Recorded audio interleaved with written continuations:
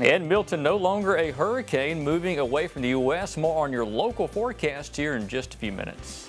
And it's Breast Cancer Awareness Month, and the West Alabama Chamber honored women in leadership by hosting a Lunch and Learn event. And Hurricane Milton left a trail of destruction across Florida. How are residents recovering from the aftermath? WVUA 23 News starts right now. This is WVUA 23 News.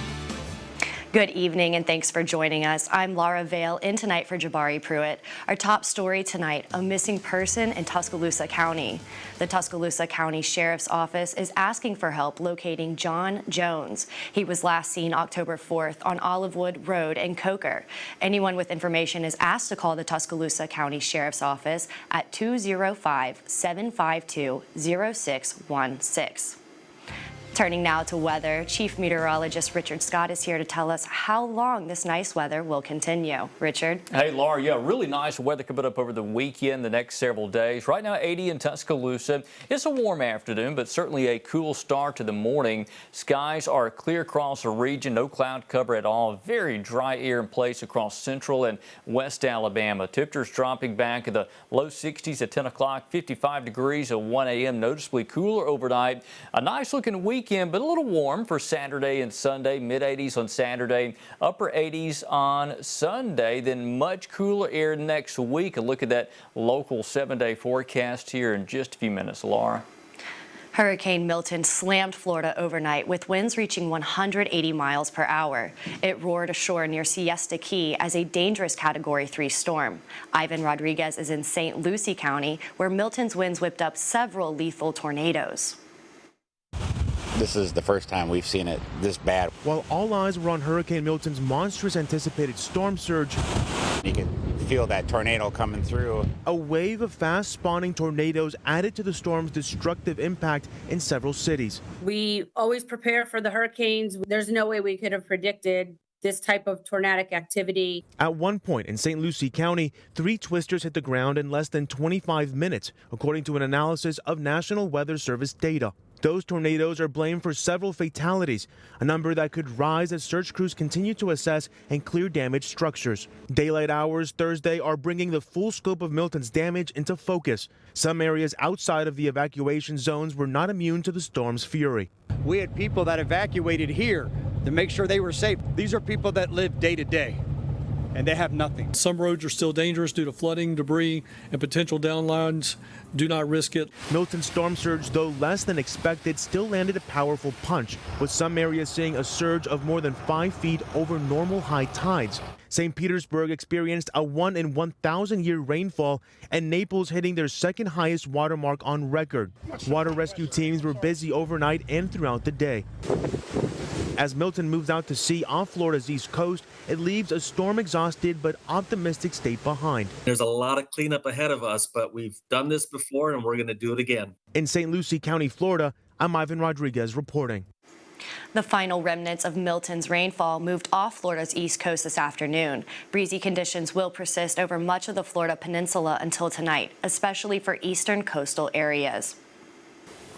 And we are joined by Dr. Laura Myers with the University of Alabama. Dr. Myers, had a powerful hurricane hit Florida on Wednesday. I want to get your thoughts on this storm and how everything occurred with that. Yeah, it was a very interesting storm coming through the Gulf, coming from the west to the east, approaching the western coastline of the peninsula of Florida was a rather unique event. And it was a very large storm, went to Cat 5, Cat 4, made landfall as a Cat 3. But in the process, it generated a lot of very significant tornadoes for a quadrant of Florida that caused a lot of damage on Wednesday. And tropical tornadoes are something that do occur often, but this was a little bit of an extreme situation. Do people need to be more prepared for tornadoes in the event of another landfalling hurricane? They really do, because it's always a possibility. There's a quadrant of these hurricanes where these tornadoes can pop up. It creates a situation where we have multiple threats, and people are generally focused on the hurricane, focused on storm surge and wind, and it's really hard to incorporate the idea that tornadoes may happen. And so you're going to have a plan for that and be prepared for the tornado warnings that may come up, like it did on Wednesday. And you need to know where you're going to go if you need to shelter from a tornado. All right, Dr. Myers, thank you so much for that information. We're going to send it back over to the desk. One Tuscaloosa nonprofit has been busy helping people who have been affected by Hurricane Helene. High Socks for Hope has been gathering supplies like mold kits, cleaning supplies, and couches and mattresses. Former Alabama and current Texas Rangers pitcher David Robertson formed the group after the 2011 tornadoes and has received support from sports figures and former coach Nick Saban. This organization is gearing up to offer help to storm victims once again. We pre-position for storms, so we are ready whenever a storm happens to try to, start helping people with this thing. So we'll be sending out mold kits next week to 3 different areas in North Carolina. We'll take some into Tennessee. We're going to work in Georgia. We're going to take some in Georgia. But those are already ready to go, and we're going to try to do another 1,500 to 2,000 because this is so widespread until it's just going to take a long time to help people clean up their homes. Visit highsocksforhope.org for more information on how to donate. Bevel State Community College is hosting a hurricane relief drive. The SGA at the Hamilton campus is collecting essential items to help those who have been affected by the recent hurricanes. They're asking for things like bottled water, cleaning supplies, hygiene products, and utensils. The donations will be distributed by Bikers Against Bullies, USA Northwest Alabama.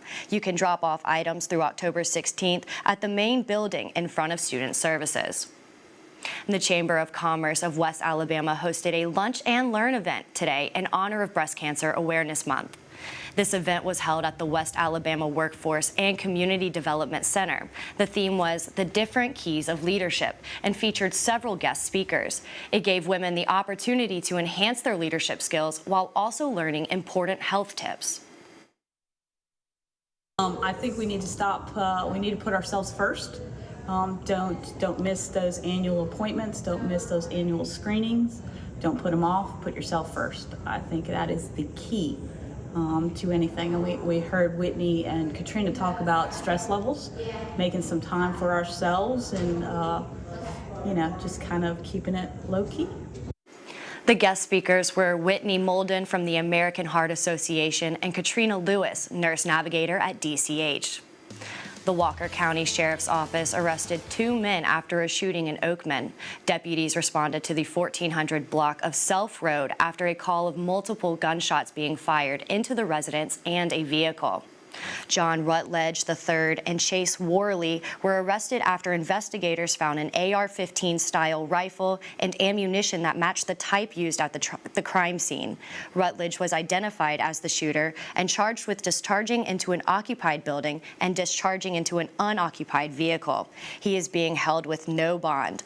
Worley was arrested for several outstanding warrants. WVUA 23 and the Tuscaloosa County Sheriff's Office need your help locating some of Tuscaloosa County's most wanted.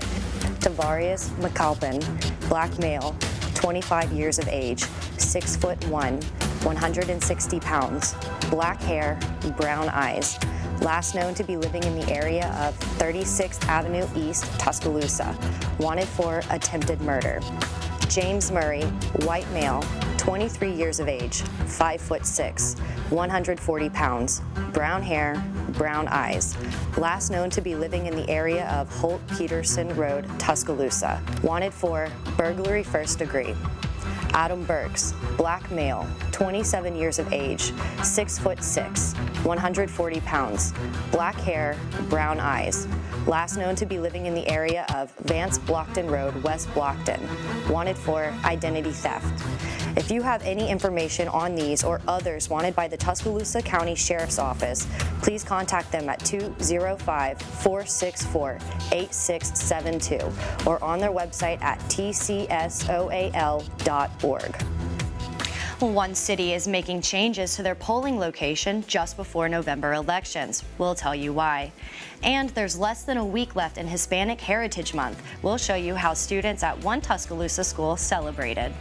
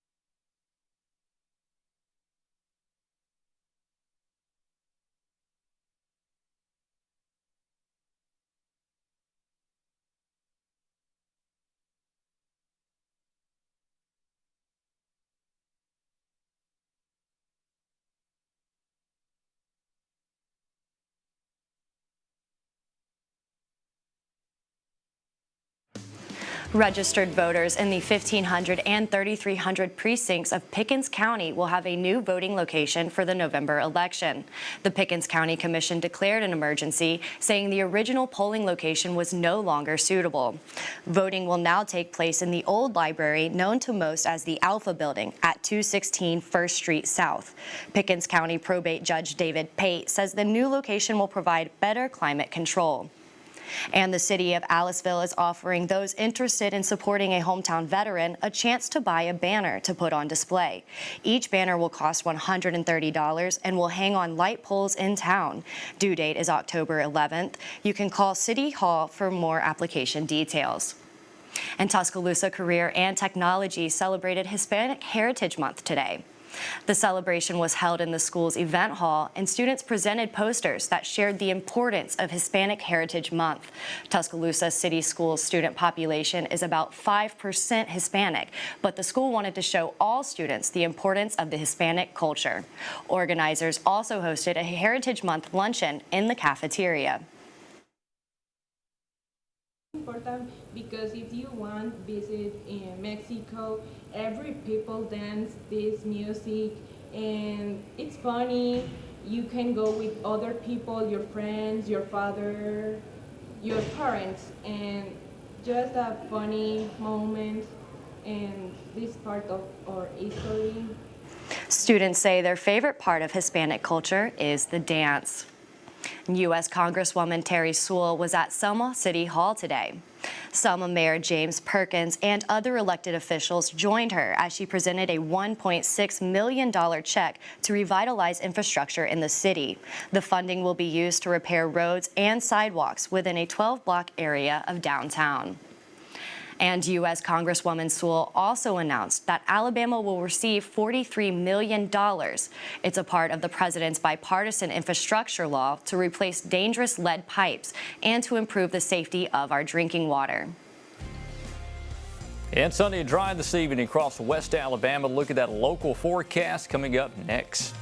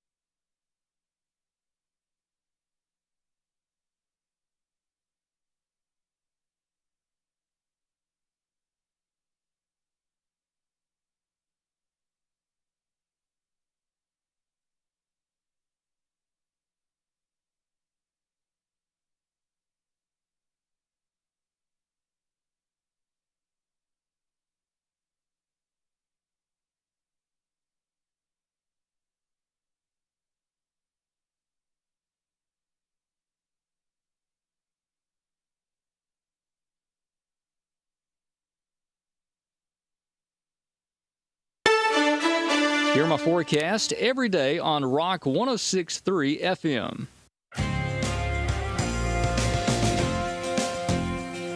And our local weather nice and quiet. Take a live view from Alabama's Gulf Coast. This is from Gulf Shores, and you're looking at southern Baldwin County. What a pretty end to the day. In fact, if you've been down to the beach over the past several days, the surf has been really rough due to Hurricane Milton in the Gulf of Mexico. But Milton is out of the way in dry weather and sunshine back in central and west Alabama down near the coast region. Let's go over to our Demopolis camera in North Marengo County. Beautiful fall afternoon right now. Temperature of 82 currently in Demopolis. There's the Tombigbee River. This is the buzzard camp, but no buzzards hanging out there this afternoon now.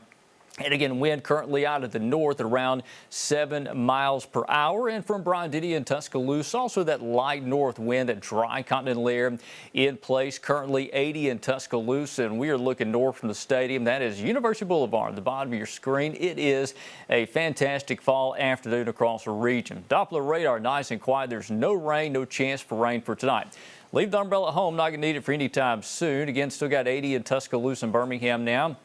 83 in Linden, 78 back in Haydenville, and 77 in Coleman, East Alabama, also in the 70s now, so it feels pretty nice across much of the region. A clear sky across Mississippi, Alabama, Georgia, no problems at all. Milton moving away now. A low pressure in the eastern, far western Atlantic, rather, moving away from Florida to the east of Florida. And this is no longer a hurricane, just a remnant low pressure. Also out in the Atlantic, we've got Tropical Storm Leslie, a weakening tropical cyclone there, and again, Leslie will stay out to sea. There are no signs of any additional tropical cyclones approaching the Gulf of Mexico anytime soon. Here's that forecast tonight: 61 at 10, 55 at 1 a.m., turning noticeably cooler after that quite warm afternoon. And tomorrow morning, how about 51 at daybreak tomorrow, 77 by lunchtime on Friday. By the afternoon here, we still got those lower 80s, light northeast wind at around 3 miles per hour, but no rain anytime soon. We are in a very dry weather pattern coming up. The latest numbers from the Weather Prediction Center, hardly anything at all for the next 7 days across West Alabama. It's warm across the plains now. Got some 90s in Texas and Oklahoma. That warm air staying put. Some cool air is about to move southward in a big way. By the time we get to Monday, we'll be in the 70s all day. Tuesday of next week, we'll be in the mid-60s for afternoon highs, dropping in the 40s tonight. So here's the high school football forecast here again for Friday. Night across West Alabama. We got temperatures back in the 60s by the time we get towards halftime. Low 60s fourth quarter for those local games. And the Bama forecast, Alabama taking on South Carolina. Look at that game day forecast. Got some 80s around here. Plenty of sunshine. We'll hop over the 7-day and show you, hey, we got some sunny weather coming up for the weekend. A little warmer on Sunday, upper 80s making that return. But, hey, look at next week. I mean, the models are in good agreement with this, turning much cooler on Tuesday. Wednesday, highs only in the mid to upper 60s. We'll be in the low 40s Tuesday night. It will be quite a bit cooler. And I do want to mention, Laura, tonight, after dark, check out the skies. There is a small chance it could be the northern lights here, the aurora. We'll see. It's not a guarantee, but it's a possibility to look north tonight. Oh, I hope I see them. Yeah, that'd really be awesome. do. We saw it back in May here, which was just an awesome treat. So there is a chance we could see it tonight. And again, mainly before 11 p.m. All right, good to know. Yeah. Everybody go out. Well, sports director Gary Harris joins us now. Gary? Hey guys, coming up, Mike Shule will return to Bryant-Denny Stadium on Saturday for the first time since he coached his last game there in 2006. And our Football Friday game of the week is a Class 4A Region 4 battle for first place between Bibb County and Oak Grove. We'll have the preview coming up next in WVUA 23 Sports.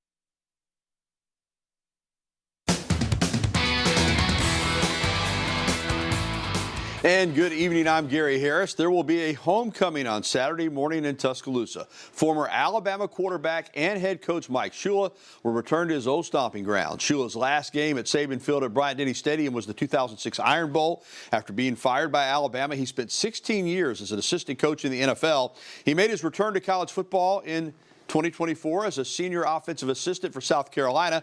South Carolina QB Lenore Sellers says Shula, with all of his NFL experience, has been a huge help to the Gamecock quarterbacks. He's been a lot of help for me, just because he worked with guys like, Josh Allen, Cam Newton. He brings a lot to the table, read option game, helping us protect ourselves as like not only a passer but runners as well, just being patient, letting stuff develop. We had some Wednesday night college football in the state last night. Jacksonville State hosting New Mexico State in Conference USA action. 3-0 New Mexico State until Trey Stewart had a monster game. 6-yard carry there for the touchdown at 7-3. Then it's Stewart on the receiving end on the wheel route. I'd cover that guy. 32 yards. Jacksonville State up 16-3. And then Trey Stewart right up the gut for 48 yards for his third touchdown of the night. Made it 26-6. It was 33-6 at half. And JSU rolls 54-13 the final last night. Well, our Football Friday game of the week is a battle for first place in Class 4A Region 4 between Bibb County and Oak Grove. WVUA 23's Catherine Mintel has our preview. Oak Grove and Bibb County will finally meet again. These football programs have not faced each other since the 2017 season. After reclassification, these two foreign foes could go a long way towards deciding the Region 4 title in Class 4A. I have a lot of respect for Coach Musso and his staff. He's done a really good job there. I know him from previous stops. He's a great guy. He's a great coach, and his established a really good staff. So knowing him and knowing the type of program that he puts together, I know that they're going to come prepared Friday night. It's going to be a battle. He and I have been friends for a long time, and man, they have a tremendous program. One of our former players had worked there, and they have a very good program, and we look forward to the challenge. A lot of distractions hang in the balance. This Friday is Bibb County's homecoming game, and playoff season is right around the corner for both teams. Although Coach Gohagen's word of the week is focus. Our guys do a really good job, especially as long as we've been here, knowing how we approach week to week. We treat this just like any other week. So, our word of the week is focus. Like I said, we're trying to make sure we're focused on all the details, focused on our assignment, responsibilities, and just doing the things that we've got to do to get better every single play and every single week. Bibb County, Oak Grove, and Pleasant Grove have separated themselves. In the next 3 weeks, Bibb County will play the other two. This stretch will decide who wins the region, but more importantly, the top two teams in the region race get a home playoff game to begin the postseason. Local in Bibb County, Catherine Mintel, WVUA 23 Sports. Thank you, Catherine. And Laura, of course, Football Friday tomorrow night at 10:30. We'll have full coverage of our game of the week. And I'm still kind of finalizing the schedule, but right now we're working on trying to get highlights for 16 games for the show tomorrow night. All right, Gary, well, thank you, and we'll be right back.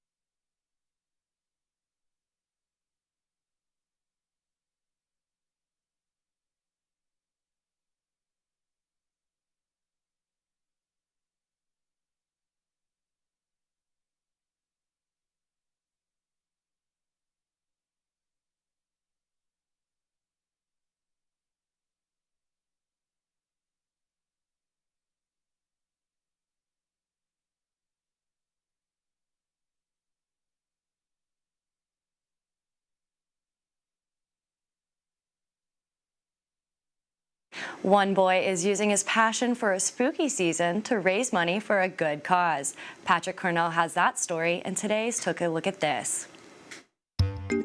Check out this massive kid-created Halloween display, a full-on holiday horror house filled with the favorites: smoking ghouls, scary clowns, and shrieking scarecrows. All this work done by 12-year-old Braden Willis of Smithfield, Rhode Island. Braden says he's been putting up Halloween horrors most of his life, and this year he's got 50 full-sized chilling creatures around his family home, where he gives daily tours to tout the eerie exhibit. This super cool creation isn't a trick, but rather a treat. Braden has autism and uses this array of spooky spectacles to raise money for autism awareness. When you come in person, you can make a donation to this purple box right here, which has lights on it that aren't turned on. You'll see the sign down below, which tells you that that's the Autism Speaks donation. How about some more Halloween treats? Just a good old assortment of animals chowing down on juicy jack-o'-lanterns at Brookfield Zoo, Chicago. This bear breaking open a swinging sweet to get the goodness inside that gourd. A hippo hankering for a heavenly piece of that pumpkin. Oh hey, this primate got a mini morsel to munch on. Perfect size for a low-calorie option. All in all, it looks like a well-fed group as Halloween festivities get underway. Speaking of snacks, college kids are now getting them delivered via robots? Where was this when I was in school? At the University of Minnesota, these six-wheel wonders from Starship Technologies are loaded up with food from select vendors. Then the robots ramble right across campus to complete the delivery. Students just order via an app and voila, the cuisine is carted right to them. The service is so popular, more robots are on the way to meet demand. For Take a Look at This, I'm Patrick Cornell. And dry weather over the next several days. A little warmer this weekend, mid to upper 80s on Saturday and Sunday. Still cool at night, but much cooler next week on Monday, Tuesday, and Wednesday. All right, well, that's our show. Have a good evening.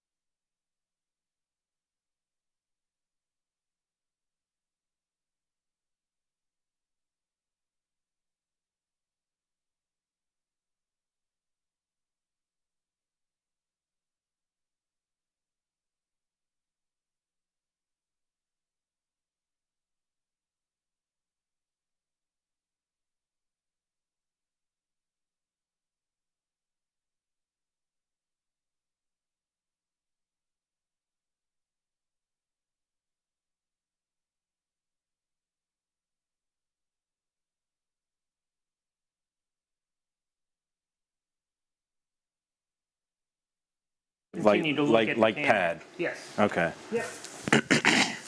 All right.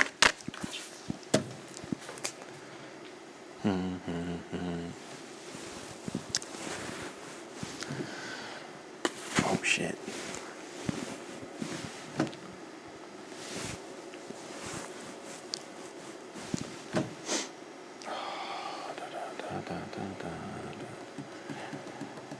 A Big 12 Classic will have SEC implications for the first time in 120 matchups. Thank you. A little nervous. Oh shit, I guess I can't have this all spread out.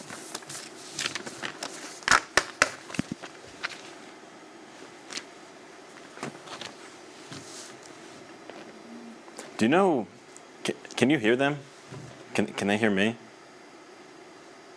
We are ready when you are ready. Oh, okay. Do they know, should I keep this on the desk? That's fine. Okay. Ready whenever I am? Yes. All right. Yes, keep your scripts on the desk. All right. You have something to refer back to. All right. Take a picture of the microphone. That's good. Okay. I just count myself in, like Go speak. Go 3, 2, then start talking. Okay. That last second is going to be your front pad. You don't want to have you see yourself saying 1, 3, 1, and then talk. You want to give yourself some pads. Go 3, 2, hello, welcome in. Okay. Whatever your script says. All right. Thank you. All right. 3, 2. A Big 12 Classic will now have SEC implications for the first time in 120 matchups as Texas and Oklahoma made the switch to the new conference. Alabama fans will recognize a few of the Longhorn players. Former Tide receiver Isaiah Bond, star of the 4th and 31 play, is a Longhorns leading receiver. They also have former Crimson Tide tight end Amari Niblack. The Longhorns also come into the game with some quarterback controversy after starter Quinn Ewers suffered an injury in the first half of 56-7 win against UTSA. Redshirt freshman Arch Manning had to step in, and he did so very well. Manning is the Longhorns' leading passer on the season by about 250 yards and has one more passing touchdown than Ewers on the season.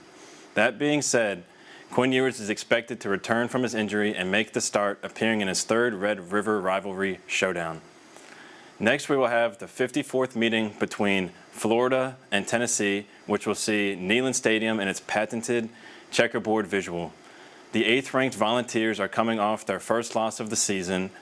Tennessee was blowing out its non-conference opponents, averaging 64 points per game in those 3 games, but they're only averaging 19.5 points in its first 2 conference games.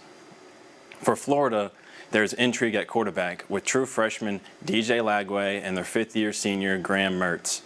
Mertz won the starting job but got hurt in the first game of the season. Lagway made his first career start against Samford and passed for 456 yards and 3 touchdowns.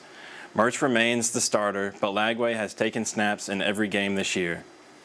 Our final matchup is the showdown between the 2 top passers in SEC, Ole Miss's Jackson Dart and Garrett Nussmeier of LSU. Dart and the 9th-ranked Rebels own the nation's best passing offense. Helping with the passing attack is the country's leading receiver, Trey Harris, who has 885 receiving yards on the season, 150 more than second place. Nussmeier sat behind Heisman winner Jaden Daniels the last 2 seasons, but he's blossomed into his own this year, averaging 330 passing yards averaging 330 passing yards a game this year, good for 7th in the country. Ole Miss has already suffered a loss in SEC play this year, falling to Kentucky 2 weeks ago. Another loss means they will be out of the picture in the SEC title race, forcing them to earn an at-large bid to make the new college football playoff. That's around the SEC for Football Friday. I'm Tommy Camp.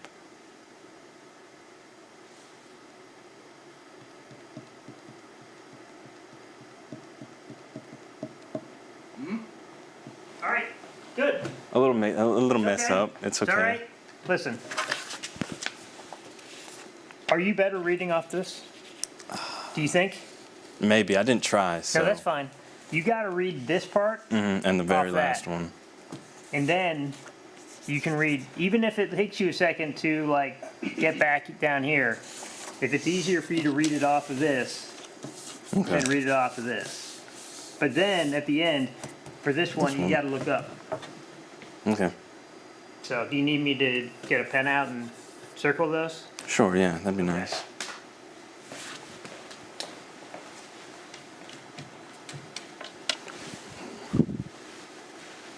Oh, Stu. Let's see, I don't know if you can hear me. I got a Sharpie down here. Okay. How was the enthusiasm? It was better. Okay. It was better. Should I still do more or? Yes. Okay. So, but no, that was good. Okay. But don't, It's hard to keep it. It is. But don't, it is the emotional, like, having to go the entire way. If you make a mistake, though, try not to react to it. Okay. But, no, that was good, though. Yeah, That's good. I do need to work on that.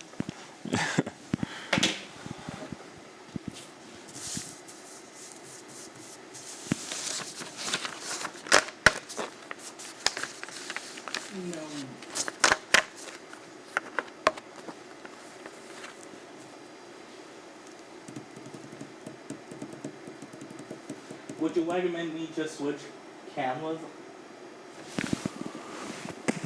Because we still have this shot. Fucking hell.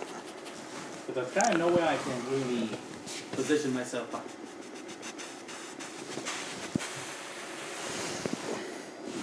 Hi.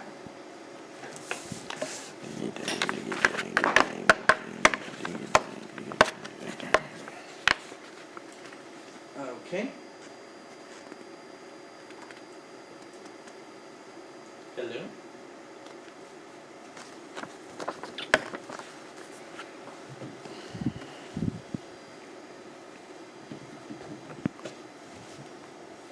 Check.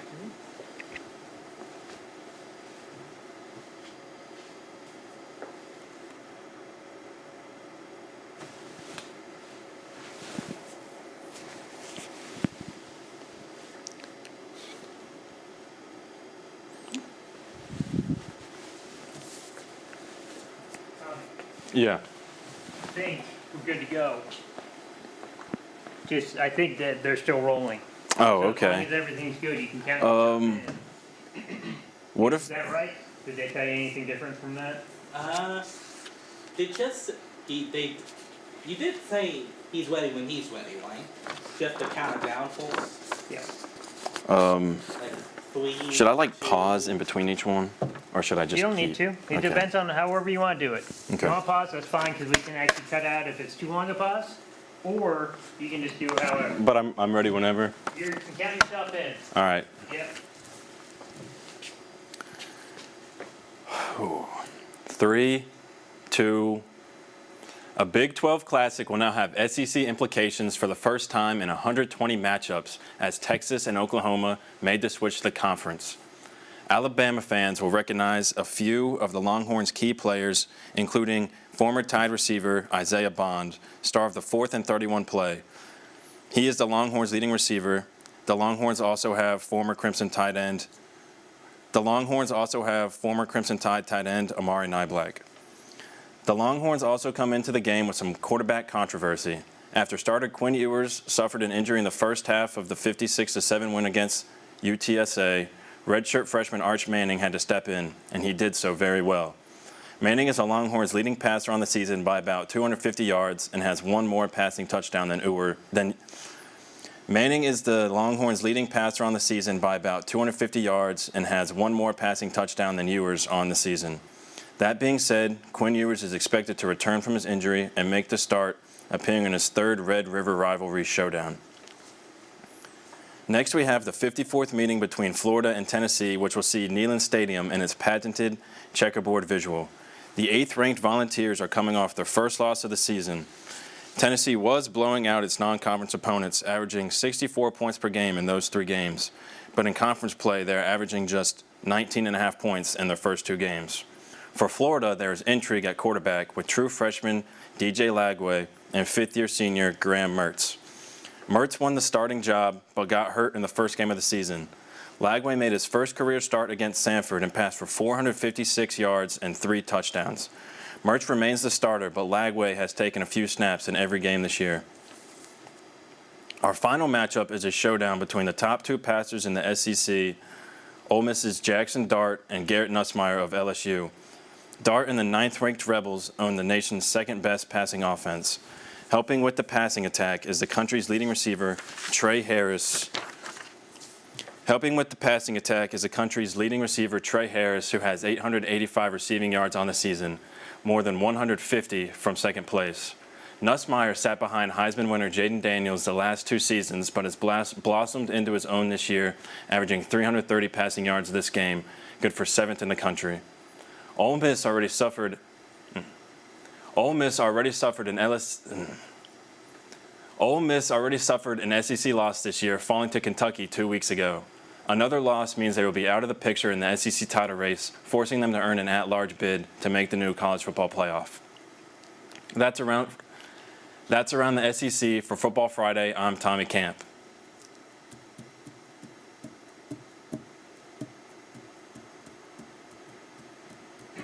Read that and again. Can I do the whole Ole Miss LSU one again? No, you're just going to read the last part. The one that I need to be on camera for? Yes. All right. Yep.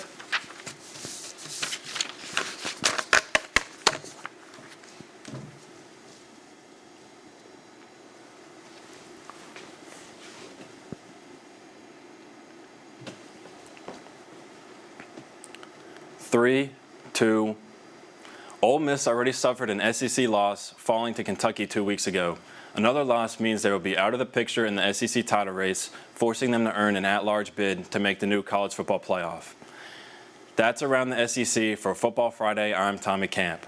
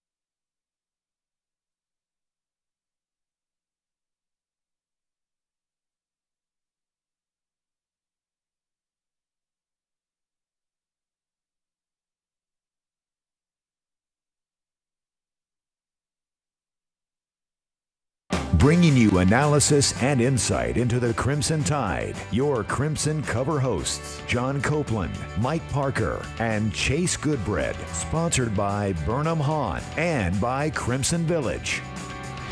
Welcome into Crimson Cover Television on WVUA 23. I'm Chase Goodbread, sports columnist with the Tuscaloosa News, joined by John Copeland, the former Crimson Tide All-American defensive end. Mike Parker, our third co-host, not with us this evening. So much to get to here in this edition of CCTV. Of course, we're going to be talking about the huge upset in Nashville. Vanderbilt upends the Crimson Tide 40-35 last Saturday.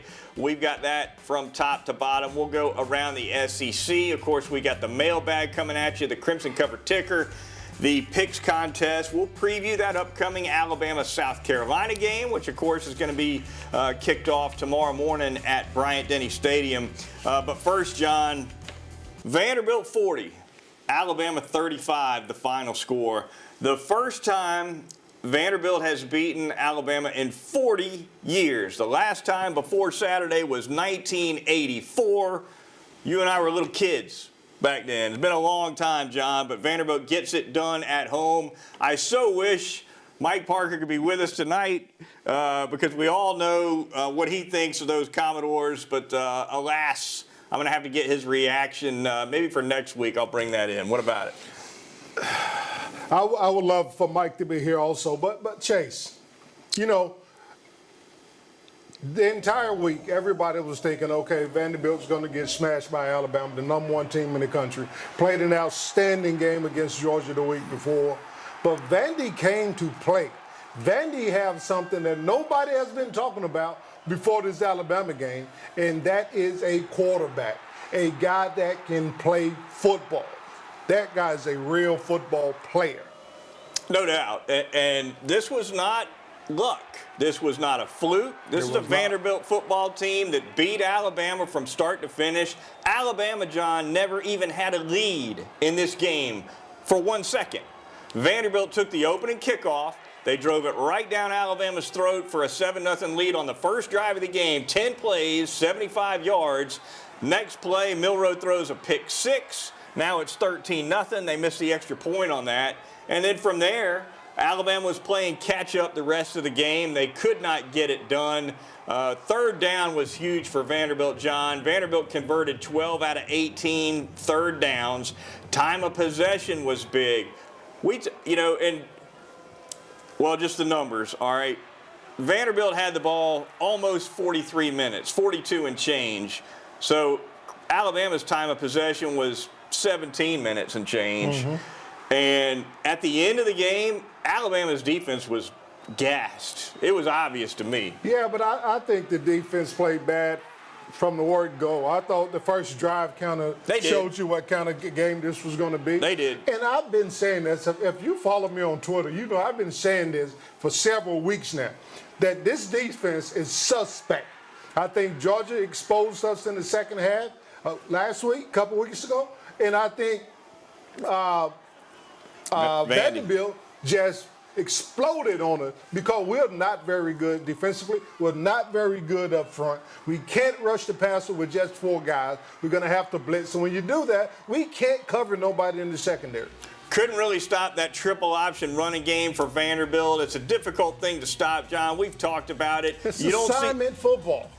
It's assignment football, but it's also something you don't see every week. That's right. And it's hard to mimic that in practice. It's a tough job for the scout team, right, to give the first team defense a look when you're going up against a triple option. That's right. But, yeah, and look, Vanderbilt ran the ball for 3.1 yards a carry. That's not terrible on defense, but, John, 2 shovel passes, which in the box score, that's a pass. That's right. But it's on the run defense. That's right. Right, on a shovel pass. That's right. They got 65 yards on 2 shovel passes. If you count those shovel passes as running plays, they gave up about 230 on the ground. Those shovel passes hurt, especially the second one. You know, I don't understand what it is. You know, Nick Saban lost the game his first year. I think this game is worse than what Nick lost against La Monroe because he didn't have the #1 team in the country. It all boils down to the fact, and look, nobody's really talking about this, but Milroe's pick six was a huge momentum shift in this football game. And once Vandy got that momentum, they never relented the momentum throughout the entire football game. Never gave it up. Another huge play. There was a sack fumble, fourth quarter. Early in the fourth quarter, Alabama's driving, trying to take the lead. Yes. They take a sack, Milroe fumbles, Vanderbilt gets the ball, and then they run down and get a touchdown. I think they went up by 12 after that touchdown, so that was huge as well. Ryan Williams had a 58-yard touchdown catch. When that happened in the second half, you're thinking, all right, Alabama's going to figure out a way here. That's right. But it did not happen. All right, Parker's point, you kind of mentioned it just a minute ago, but our third co-host, Mike Parker, John, posing this. He thinks Alabama losing was worse than Nick Saban losing to Louisiana Monroe in 2007. I agree. I think so too. I totally agree. You take the #1 team into Vanderbilt. Historically, you blow that team out. But look, Nick Saban had something to do with this loss. I think the comment he made about going to Vandy and it's not being a hard place to play, would that not motivate you as a football player? A team's coming? It would, but Vanderbilt's own head coach said he didn't even see that comment till after the game. That don't mean the players didn't. You're right. Maybe not. Yeah. Maybe not. But, yeah, that was ill-advised from the GOAT, wasn't it? Sabotage. Nevertheless, if you saw, that was sabotage. If you saw the game, 75% of the crowd in Nashville was Alabama fans. Yes. I bet it won't be next week at Vandy. I guarantee you that. No doubt about it. Also, Jaheim Otis, the talented defensive lineman for the Crimson Tide, John, announces he's going to redshirt and enter the portal. That's kind of a new thing in college football now, John. If a guy decides he wants to transfer in the middle of the season, if he hadn't played more than 4 games yet, he can just say, hey, you know what, I'm taking a red shirt so I can keep that year of eligibility. I'm going in the portal. Now Jaheim Otis is off the team. What about it? Hadn't been playing a whole lot. He'd been hurt. He's coming back from an injury, but he's a talented guy, and I think they'll miss him. You take a guy like that who had an outstanding year last year, I thought, and he's leaving a team that doesn't have any good defensive linemen, in my opinion, that is not performing. Maybe they are good. They're just not performing. But you take a guy away like that, and now you lose the little depth that you had. Because, in my opinion, he was a pretty good defensive lineman last year. Jaheim Otis moving on from the Crimson Tide. He'll jump in that portal. It will officially open in early December. And I don't like the red shirt. I'm a red shirt myself. Where'd that come from? That's it used to be, back in the day, that was a coach's decision. Now it's a player's decision. How do you do that? Now it's a player's decision. You just say, I'm not playing anymore, and they, of course you're redshirting, because if you say you're not playing anymore, then they kick you out of school, they kick you off the team. No, they don't kick you out of school. He's going to finish the semester as a student. But that's how it is. You signed an athletic scholarship. If you're no longer an athlete, you no longer have a scholarship. If you quit, that don't mean you get kicked out of school. On your own free will, you're on the athletic scholarship. You're on the football scholarship. Okay, I quit playing football. Okay, we're no longer paying for your school. I don't get it. Yeah. I don't get that. It's player empowerment, John. You've been begging, you've been wanting it for a long time. Now you got it. They have created a monster. All right, lots more to get to here on Crimson Cover. When we come back, Malachi Moore, the Alabama captain, has a meltdown at the end of the Commodores' victory over the Crimson Tide. We'll get into that. Preview that Alabama-South Carolina game as well. Stick around. You're watching CCTV on WVUA 23. Burnham Hahn Exterminators offers termite and pest control solutions for residential and commercial customers in the West Alabama area. Family owned and operated, now in its 3rd generation, we stay up to date with the latest advancements in the pest control industry to protect your family and home from pests. We're an authorized operator of the Centricon baiting system. Burnham Hahn Exterminators, here when you need us. Call us today for your complete termite and pest control services.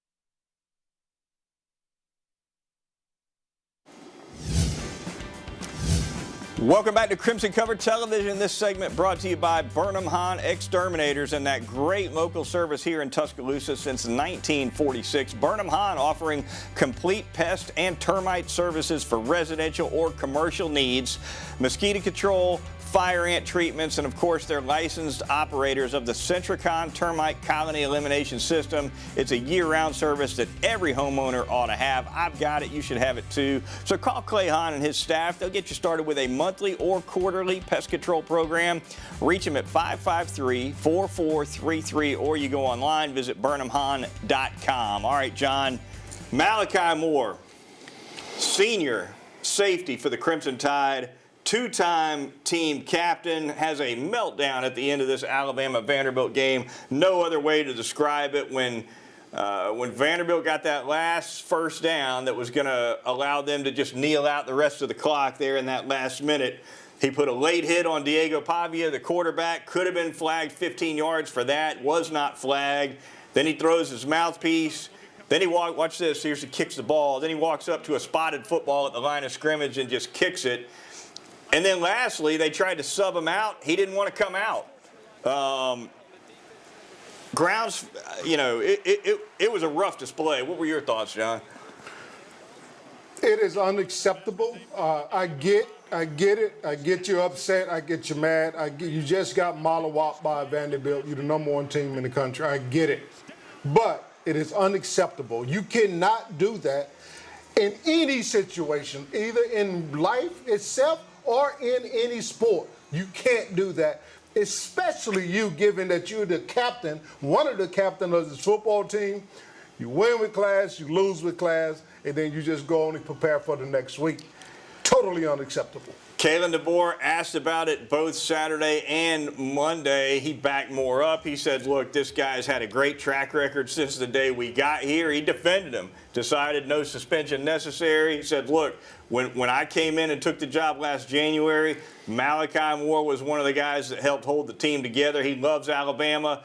I'm going to back him up. That's what DeBoer said, but former Alabama players not necessarily backing him up at all. Damian Harris, the ex-Crimson Tide running back, who of course played for Nick Saban, won 2 national championships at Alabama, won 3 SEC championships at Alabama. Here's what he had to say about Malachi Moore. You call yourself a 2-time captain. I can tell y'all what would have happened in the days that I was there. We would have tried to rip the C off of his jersey. We would have lit him up from every coach, every player. Reuben Foster, Minka Fitzpatrick, Deron Payne, Jalen Hurts, Jerry Jeudy. Everybody would have been on this dude's head. Like, what? Like, we don't do that. What's up with that? If we go out there and we get beat, we're going to handle all of our issues internally. But no guy is bigger and above this program. So you don't get to act like that. But I'm going to tell y'all exactly why he feels like he can't act like that. Is you go and you look at what Kalen DeBoer said in his post-game press conference about Malachi Moore. Oh, well, you know, he's one of our guys and he's one of our leaders. And yeah, we expect him to use this and only bring positivity for the rest of the season. Man, damn that. What's up with that? Nick Saban would have said that? No. That don't help you win games. That does not help you control the talent and the level of guys that you've never coached before, guys that you've never had experience with at a program that you don't have. You don't know what it takes to win these kind of games. And you just come in here trying to be everybody's buddy. You try to be everybody's friend. Well, what does that get you? That gets you beat against Vandy on the road. Harsh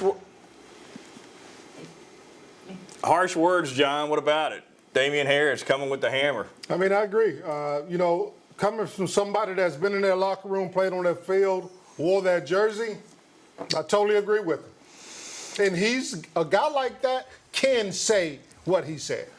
In my opinion, John, of all the things that happened there with Malachi Moore at the end of the game, the late hit was not the worst thing. Throwing your mouthpiece, not the worst thing. Kicking the football, not the worst thing. To me, the worst thing was when the defensive coordinator tries to send somebody in for you and you wave them off and say, I'm not coming off. That's the worst thing.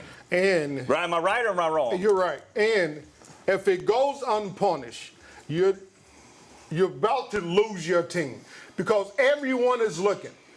If he's refusing a direct command, from his defensive coordinator, the highest guy on his side of the football, and nothing happens with that, and it goes to business as usual, you're about to lose your football team. If you lose another game, you're going to be in some real trouble with leadership on this football team from a coach's perspective. All right, let's jump to that Alabama-South Carolina preview really quickly. The Crimson Tide tomorrow morning going to host the South Carolina Gamecocks. South Carolina comes in 3-2 on the year, 1-2 in the SEC. Alabama 4-1 and 1-1 in the SEC. It'll be an 11 a.m. kickoff Saturday morning at Bryant-Denny Stadium on ABC. Gamecocks offense 3 to watch. Lenora Sellers, the quarterback, real athletic guy. Poses a lot of problems as a thrower and a runner. Rocket Sanders, a talented running back transfer from Arkansas. Mazio Bennett at wide receiver. Defensively for South Carolina, Tonka Hemingway, one of the top defensive linemen in the SEC. Debo Williams at linebacker. Nick Amenwari at defensive back. Finally, before we get out of here, before our third segment anyway, injury update. Kendrick Law and Kobe Prentice questionable to play for Alabama on Saturday. Law especially, they missed him against Vanderbilt. We will see if he's able to go. Kobe Prentice, I think, got a ding in that Vanderbilt game. Hard-hitting game, that Vanderbilt game. A lot of licks passing that one. We'll see if Alabama's ready to go with those two wide receivers on Saturday. All right, when we come back here on Crimson Cover, lots more to get to. We'll go around the SEC. We got the mailbag, the picks contest, and plenty more. You're watching Crimson Cover Television on WVUA 23.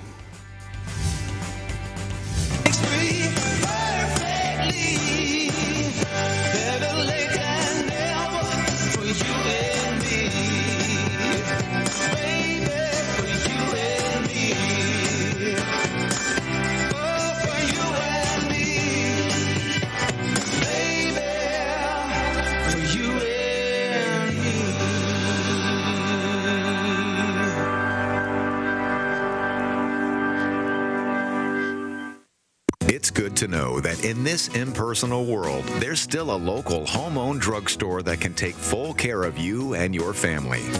The good folks at Northport Pharmacy. Owner and pharmacist Rob Colburn will personally see that all of your prescriptions are quickly and accurately filled and your questions answered. And be sure to check out their gift gallery for the finest in gift selections featuring Alabama merchandise, photo frames, children's clothing, beachwear, jewelry, and more. Remember, when you have pharmaceutical needs, see the man who will take the time to get to know you. Rob Colburn at Northport Pharmacy, located next to CC's Pizza, Highway 82 in Northport. Burnham Hahn Exterminators offers termite and pest control solutions for residential and commercial customers in the West Alabama area. Family owned and operated, now in its third generation, we stay up to date with the latest advancements in the pest control industry to protect your family and home from pests. We're an authorized operator of the Centricon baiting system. Burnham Hahn Exterminators, here when you need us. Call us today for your complete termite and pest control services.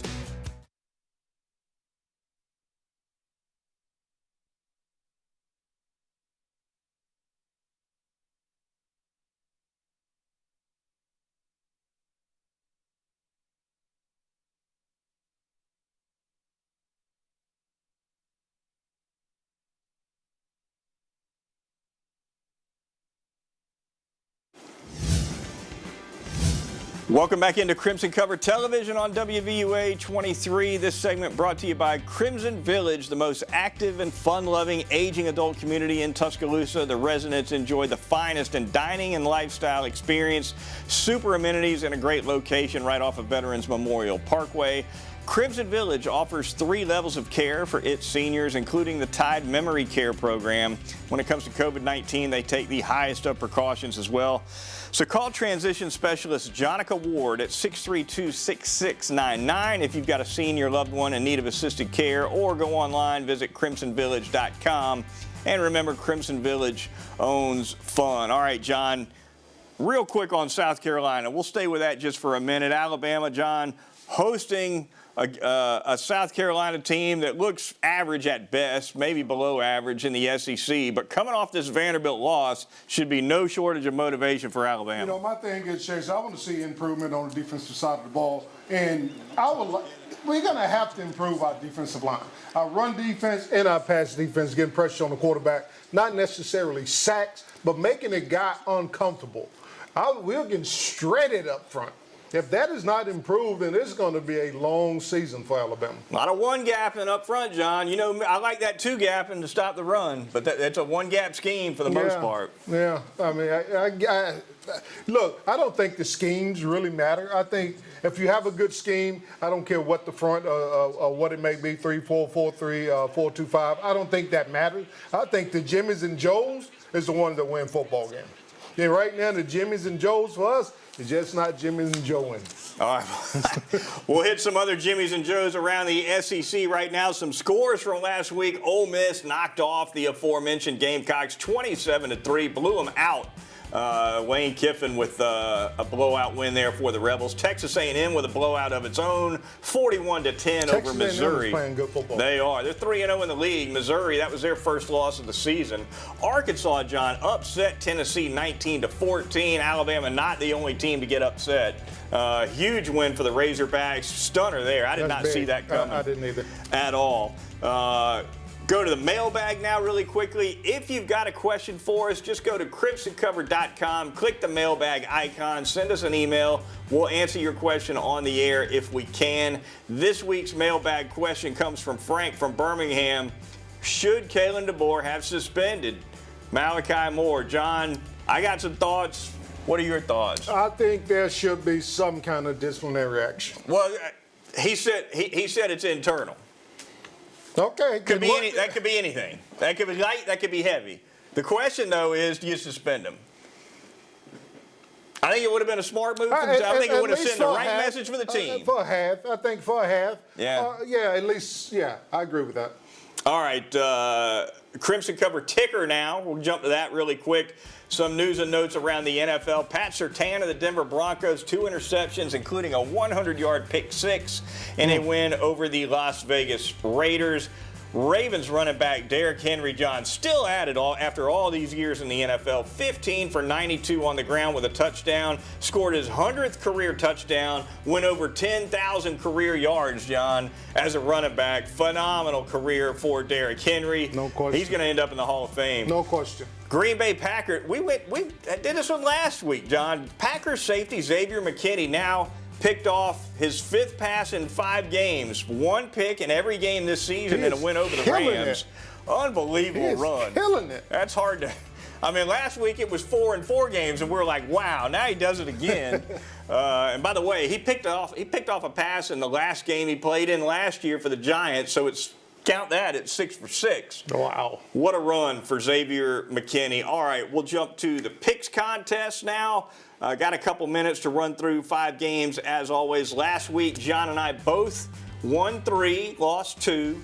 I'm only up by 1 game, 23-7 for me. John is 22-8, so things are plenty tight. We got a couple minutes, John, so we got a little bit of time to hash these out for a change instead of just blowing through them. South Carolina at Alabama. What do you like there? I think we have to go Alabama, but my God, it's not as easy as it used to be. No. We'll both pick Alabama there. How about Florida at Tennessee? I like Tennessee. I like Tennessee. I think Tennessee's going to blow them out. Yeah, but Florida's not that good. No, and Tennessee's coming off a loss, so they're going to have something to prove. The spread's 15. I think Tennessee's going to cover that spread. No question. I think they're going to drum the Gators. All right, Texas and Oklahoma, neutral site in the Cotton Bowl. I think Texas is going to blow them out. Texas.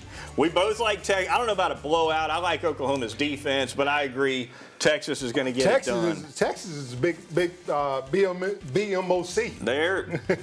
They're looking awful tough. Ole Miss at LSU. This game was a shootout last year, That's John. Going to be a good football game, I think. I give it to Ole Miss, but I think it's going to be a really close ball game. I'm going to go with Ole Miss as well. They won this game last year 55-49 in an absolute offensive shootout. they're not going to score that much this year, but I think Ole Miss gets it done. So we both like Ole Miss in that one. LSU playing at home. I just don't know if Brian Kelly's got the firepower to stay with the Rebels. And then finally, John, Vanderbilt at Kentucky. Vanderbilt coming off this big home win over Alabama. This is the best SEC game of the week. It's competitive. Who do you like? You want me to go first? Yeah. Give me the Commodores. I like Vanderbilt. Real quick, we got to get I like Kentucky. I like Kentucky defense. I like Kentucky. Give me Kentucky. All right, we're out of here. For John Copeland, I'm Chase Goodbread of the Tuscaloosa News. We'll see you next week here on Crimson Cover.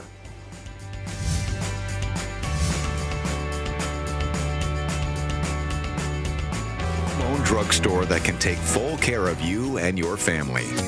The good folks at Northport Pharmacy. Owner and pharmacist Rob Colburn will personally see that all of your prescriptions are quickly and accurately filled and your questions answered. And be sure to check out their gift gallery for the finest in gift selections featuring Alabama merchandise, photo frames, children's clothing, beachwear, jewelry, and more. Remember, when you have pharmaceutical needs, see the man who will take the time to get to know you. Rob Colburn at Northport Pharmacy, located next to CC's Pizza, Highway 82 in Northport.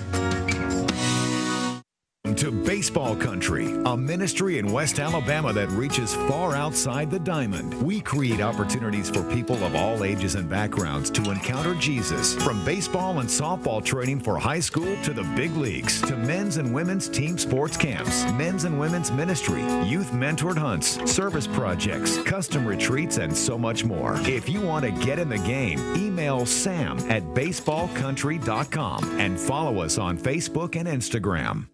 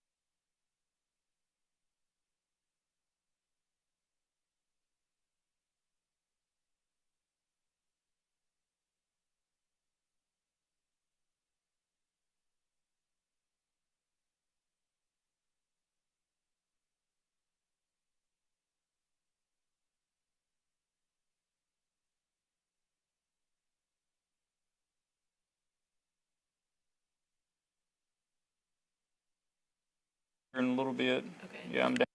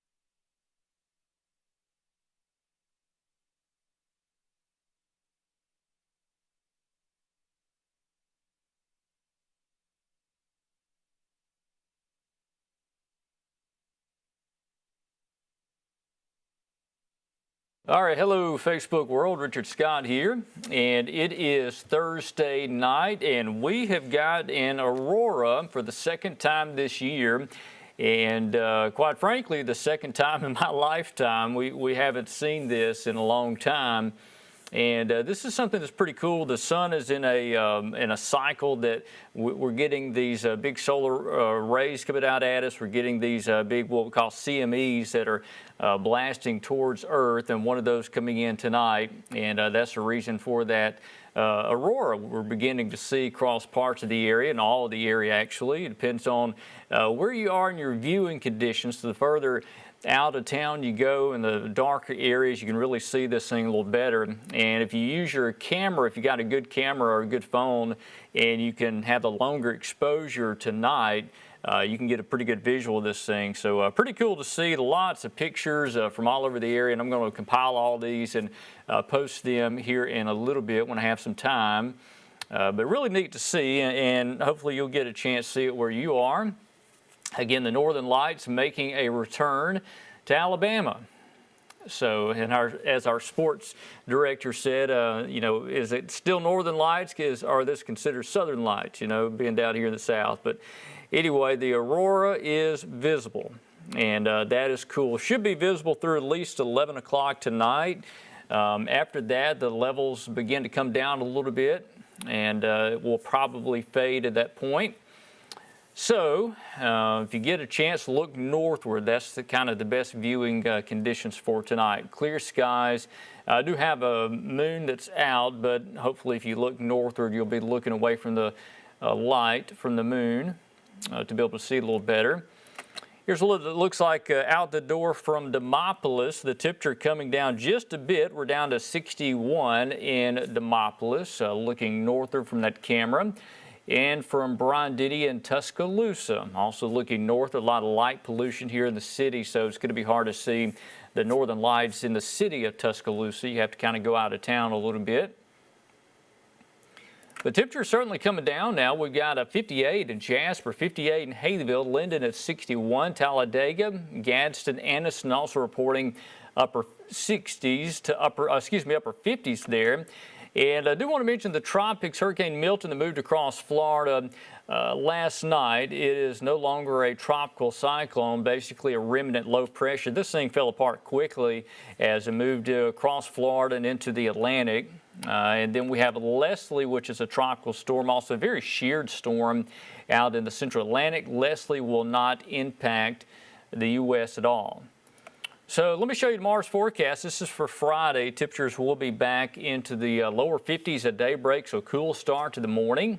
The afternoon, quite warm. We're back at the lower 80s by mid-afternoon. But no rain for a while. We're going to be in a drier pattern for quite some time for Friday, Saturday, Sunday, Monday, and really through the beginning and middle part of next week.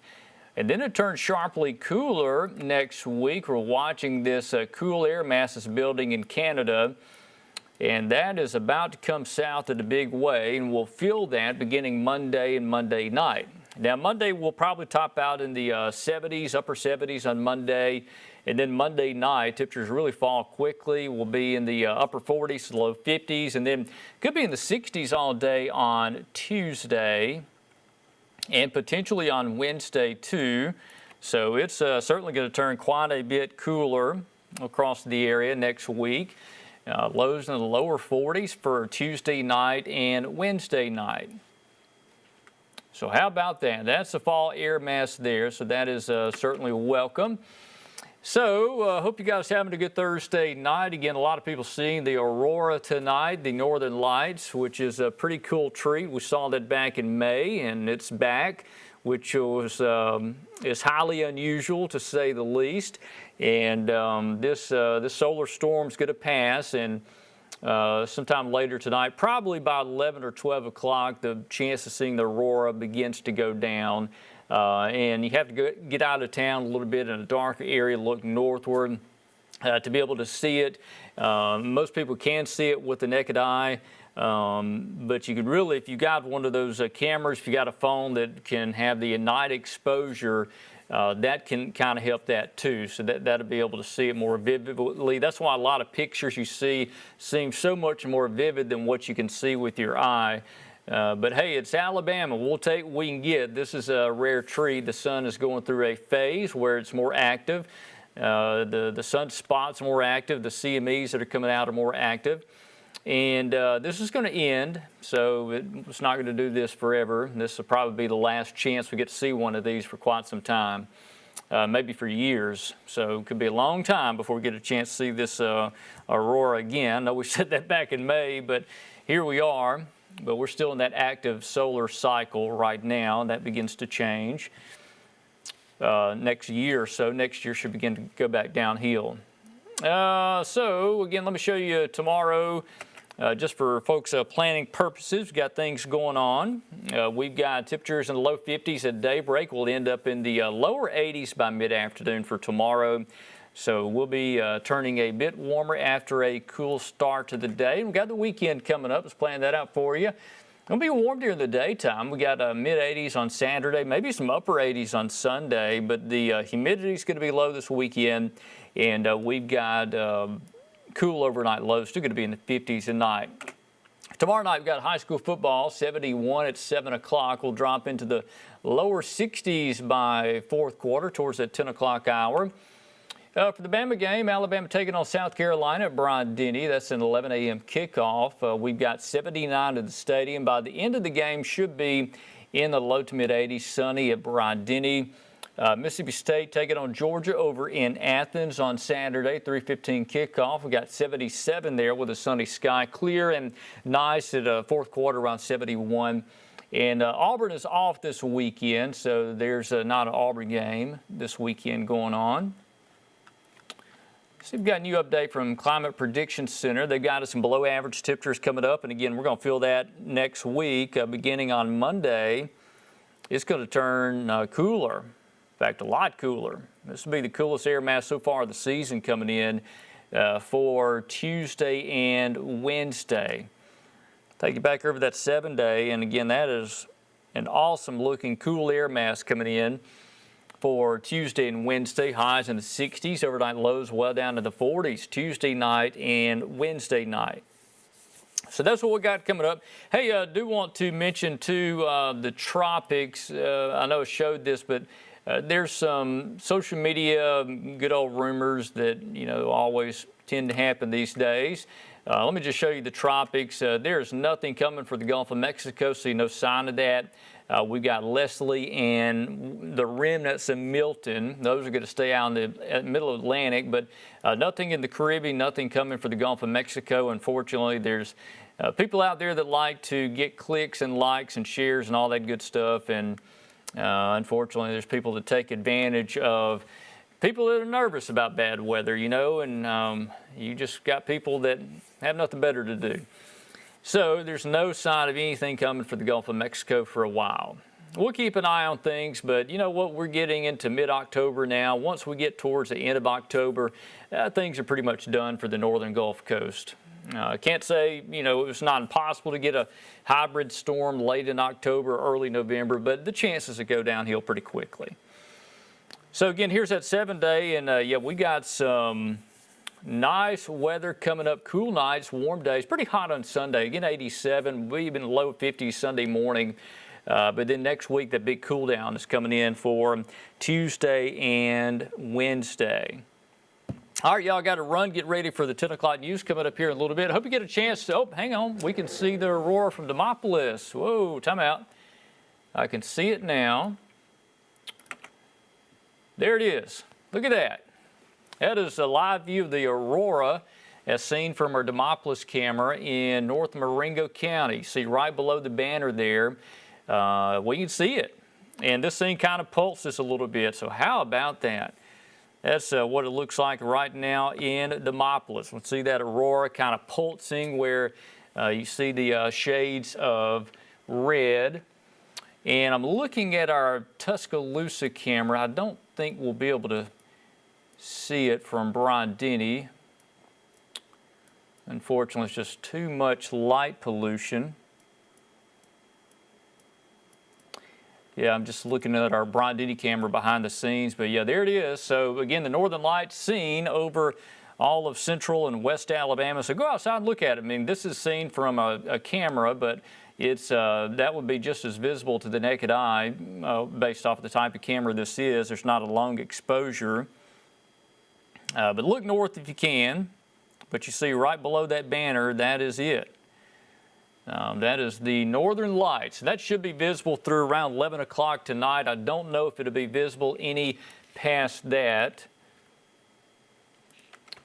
And would be cool if it was, but we'll see. This solar storm's going to come to an end.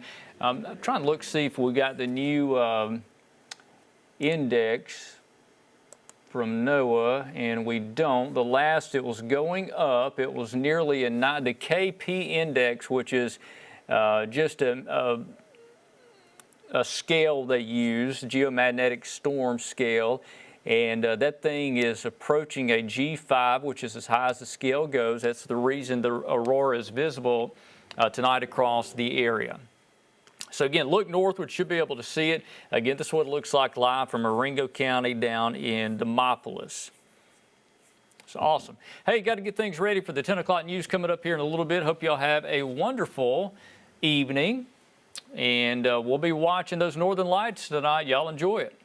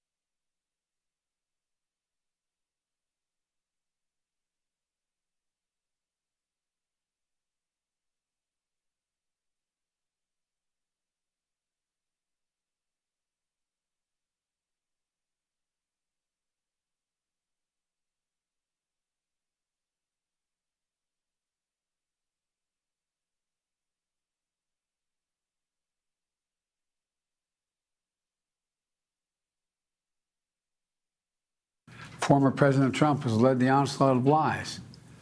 Assertions have been made that property is being confiscated. That's simply not true.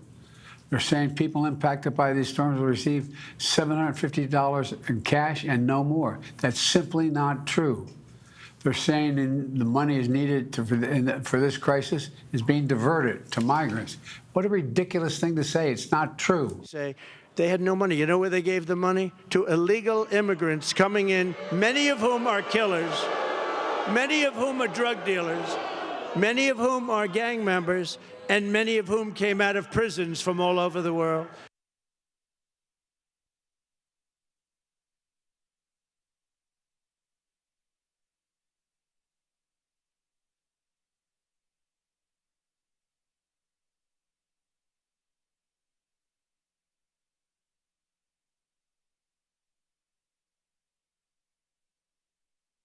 Former Alabama and current Texas Rangers pitcher David Robertson formed the group after the 2011 tornado here in Tuscaloosa. High Socks for Hope has been gathering supplies like mold kits, cleaning supplies, and couches and mattresses. This organization is gearing up to offer help to storm victims once again. The group has received help from figures like Nick Saban, Kirk Herbstreit, and Pat McAfee. Managing Director Judy Hodlin said they plan to help families in any way possible, even if it takes years. So we're going to go in and we're going to do long term. So when families go back in their homes, we will have the bathroom items, the kitchen items.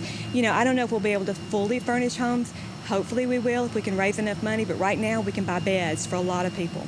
The hurricane has damaged areas around Tampa Bay, and the death toll continues to rise. High Socks for Hope was supposed to be temporary after the tornado in 2011, but 13 years later, they have worked in 18 states and helped 12,000 to 13,000 homes.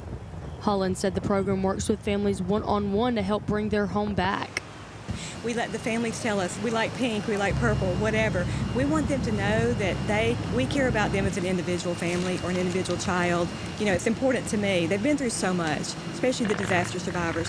They have been through so much, and we want them to know that we care about them. The group leaves for Florida on Monday and plan on doing years of cleanup and reconstruction work with the families affected. Needs to stay on side, and that was a problem. And there it is for Alabama. Kate Henderson with an Iron Bowl blast to put the Tide up. Number 17, Kate Henderson. Jessica Skorka creating havoc coming up the right side, and a beautifully. And that's creating efficiency in the wide areas, and the backside run from perhaps that yard of space that Gianna Paul needs to stay on side, and that was a problem. And there it is for Alabama, Kate Henderson with an Iron Bowl blast. And Thatcher does to equalize.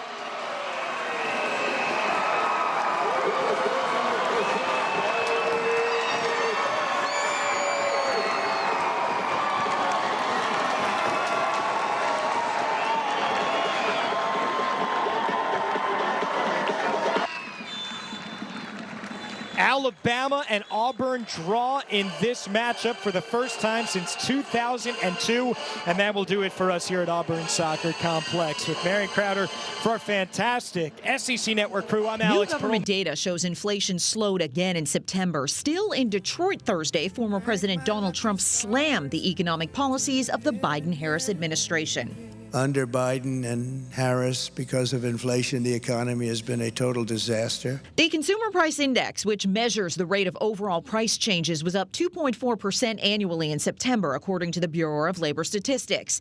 That's roughly the same level as in 2017 and 2018 during the Trump administration. But Trump's running mate, Senator J.D. Vance of Ohio, also hitting Vice President Kamala Harris on inflation in Arizona Wednesday. Her entire campaign is pretending that she is going to change the direction of the country. The inflation, the high price of groceries. Democratic vice presidential nominee Governor Tim Walz of Minnesota argued Harris has a more comprehensive and compassionate economic plan than Trump. Not a concept of a plan, a real plan. Opportunity economy. one that lifts up everybody, leaves no one behind. And Harris allies, ahead of Trump's Detroit speech, blasted his record on U.S. manufacturing jobs. His record was defined by plant closings, job loss, and union busting. Most recent polling finds Trump with an advantage over Harris on the economy. And a September poll by the Harvard Center for American Political Studies and the Harris poll found a majority of voters believe it's on the wrong track or weak. In Washington, I'm Karen Kafa. Oak Grove and Bibb County will finally meet again. These football programs have not faced each other since the 2017 season. After reclassification, these two foreign foes could go a long way towards deciding the Region 4 title in Class 4A. I have a lot of respect for Coach Musso and his staff. He's done a really good job there. I know him from previous stops he was at. He's a great guy. He's a great coach, and his established a really good staff. So knowing him and knowing the type of program that he puts together, I know that they're going to come prepared Friday night, and it's going to be a battle. He and I have been friends for a long time, and man, they have a tremendous program. One of our former players had worked there, and they have a very good program, and we look forward to the challenge. A lot of distractions hang in the balance. This Friday is Bibb County's homecoming game, and playoff season is right around the corner for both teams. Although Coach Gohagen's word of the week is focus. Our guys do a really good job, especially as long as we've been here, knowing how we approach week to week. We treat this just like any other week. So, our word of the week is focus. Like I said, we're trying to make sure we're focused on all the details, focused on our assignment, responsibilities, and just doing the things that we've got to do to get better every single play and every single week. Bibb County, Oak Grove, and Pleasant Grove have separated themselves. In the next 3 weeks, Bibb County will play the other two. This stretch will decide who wins the region, but more importantly, the top two teams in the region race get a home playoff game to begin the postseason. Local in Bibb County, Catherine Mintel, WVUA 23 Sports.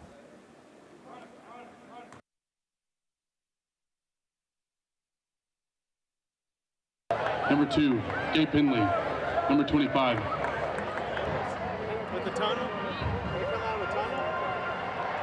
That'd be good.